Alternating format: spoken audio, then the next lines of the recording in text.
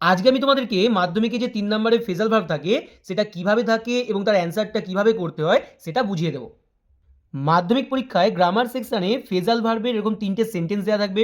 প্রতিটা সেন্টেন্সের ভার্বের নিচে আন্ডারলাইন করা থাকবে, আর নিচে সেই ভার্বগুলোর যে ফ্রেজাল ভার্বগুলো হবে সেরকম কিছু নিচে অপশান দিয়ে দেবে। যেমন এখানে দেখো 3টে সেন্টেন্স, কিন্তু এখানে আমি 4টে অপশান দিয়েছি। সেখানে 4টেও থাকতে পারে, 5টাও থাকতে পারে। তার মধ্যে কোনটা কার হবে সঠিকভাবে বেছে নিয়ে ডান দিকে লিখতে হবে। তো ফার্স্ট সেন্টেন্সটা আছে, the old man died last night. Underline করা আছে কার নিচে? ডায়েড। ডায়েড এর ফ্রেজাল ভার্ব কোনটা হয় না, আমি আগের লিস্টে দিয়ে দিয়েছিলাম, দেখবে ওখানে ডাই ছিল। ডাই এর ফ্রেজাল ভার্ব ছিল পাস অ্যাওয়ে, যে পাস অ্যাওয়ে এটা হবে। এবার এখানে একটা ব্যাপার আছে, ভালো খেয়াল করো, এর যে ডায়েড এটা কোন ফর্মে আছে না, ভার্বটা আছে সেকেন্ড ফর্মে, কিন্তু এখানে অপশানে দেখো পাস অ্যাওয়ে, পাস এটা কিন্তু আছে ফার্স্ট ফর্মে। তাহলে অ্যান্সারটা যখন করব তখন আমাদেরকে কি করতে হবে, এখানে যেহেতু ভার্বটা সেকেন্ড ফর্মে আছে, এখানে ফ্রেজাল ভার্বের ভার্বটাকেও আমাদেরকে সেকেন্ড ফর্মে চেঞ্জ করতে হবে। তাহলে এখানে তখন অ্যান্সারটা আমাদেরকে লিখতে হবে পাস্ট অ্যাওয়ে, কারণ আমরা জানি পাসের সেকেন্ড ফর্ম পাস্ট হয়। ঠিক আছে, তাহলে এটা সেকেন্ড ফর্ম ছিল বলে এখানে ফ্রেজাল ভার্বের ভার্বটাকেও সেকেন্ড ফর্মে করতে হলো। নেক্সট আছে, দ্য গার্ল রিজেম্বেলস হার মাদার। রিজেম্বেলস এখানে ভার্বের নিচে আন্ডারলাইন করা আছে, এটা কোন ফর্মে আছে?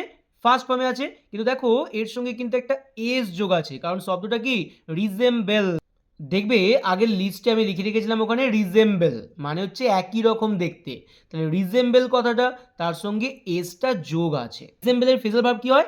Take after. কিন্তু এখানটা খেয়াল করো, এখানে তো এস যোগ আছে, তাহলে উত্তরটা করার সময় আমাদের কি করতে হবে, এখানে এখানে লিখতে হবে টেক্স আফটার। মেন ভার্বের সঙ্গে এস যোগ ছিল বলে ফ্রেজাল ভার্বের সঙ্গেও এস যোগ করতে হবে। নেক্সট কি আছে? He is in search of A job. এই যে সার্চের নিচে আন্ডারলাইন করা আছে, ওখানে লিস্টে দেওয়া ছিল, দেখবে সার্চের জন্য হয় লুক ফর, কিন্তু এখানে খেয়াল করো সার্চ এটা কি আছে? ভার্বের ফার্স্ট ফর্ম। এখানে এস যোগও নেই, ভার্বের সেকেন্ড ফর্মও নেই, কিছুই নেই, শুধুমাত্র ফার্স্ট ফর্ম আছে। তাহলে আমরা অ্যান্সারটা কি করব? লুক। ফার্স্ট ফর্ম হয় তাহলে কোনো চেঞ্জ হবে না, লুক ফর। যদি এস থাকতো তখন লুকস করতাম, যদি সেকেন্ড ফর্ম থাকতো তাহলে লুকেরও সেকেন্ড ফর্ম করে লুকড করতাম। নেক্সট কি আছে? The poet remembers the past. Remembers first form, তার সঙ্গে কি আছে? এস যোগ আছে। এবার রিমেম্বারের ফ্রেজাল ভার্ব কি হয়? রিমেম্বারের ফ্রেজাল ভার্ব হয় কল আপ। তাহলে অ্যান্সারটা কি করতে হবে আমাদেরকে? কলস আপ, এস যোগ করতে হবে। নেক্সট আছে, Mita will recover soon. Recover first form, recover তাহলে ফ্রেজাল ভার্ব কোনটা হয়? Come round. তাহলে কাম ফার্স্ট ফর্মে আছে, চেঞ্জ হবে না, কাম রাউন্ড। নেক্সট কি আছে? Antara has read the book. তাহলে এখানে কি আছে? রিড। রিডের 3টে ফর্মই এক হয়, তাহলে এটা কি করে বুঝবো ফার্স্ট ফর্ম আছে নাকি সেকেন্ড ফর্ম আছে নাকি থার্ড ফর্ম আছে? ভালো খেয়াল করো, রিডের আগে আছে হ্যাজ। হ্যাজ, হ্যাভ, হ্যাড, এই 3টে থাকা মানে, হ্যাভ ভার্ব থাকা মানে আমরা সেটাকে কি ভাববো না, এটা থার্ড ফর্মে আছে। তাহলে রিড যেহেতু আছে, রিডের কি হয়? গো থ্রু, কিন্তু গোটা কোন ফর্ম? ফার্স্ট ফর্ম, আমাদের করতে হবে থার্ড ফর্মে, তাহলে গন থ্রু। ফ্রেজাল ভার্বের নিয়মটা তোমরা সংক্ষেপে কিভাবে মনে রাখবে? সেন্টেন্সে যেই ভার্বের নিচে আন্ডারলাইন করা থাকবে সেটা যদি ফার্স্ট ফর্মে থাকে তাহলে ফ্রেজাল ভার্বের ভার্বটাও ফার্স্ট ফর্মে হবে।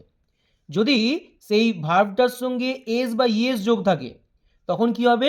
ফ্রেজাল ভার্বের ভার্বটার সঙ্গেও এস বা ইএস যোগ হবে। যদি ভার্বের সঙ্গে আইএনজি যোগ থাকে তখন কি হবে? ফ্রেজাল ভার্বটার সঙ্গেও আইএনজি যোগ হবে। যদি ভার্বটা সেকেন্ড ফর্মে থাকে তাহলে ফ্রেজাল ভার্বটাও কি হবে? সেকেন্ড ফর্মে হবে। যদি ভার্বটা থার্ড ফর্মে থাকে তাহলে ফ্রেজাল ভার্বটাও থার্ড ফর্মে হবে। এই 5টা সহজ নিয়মকে মনে রাখবে, তাহলেই তোমরা ফ্রেজাল ভার্বটাকে সঠিকভাবে করতে পারবে।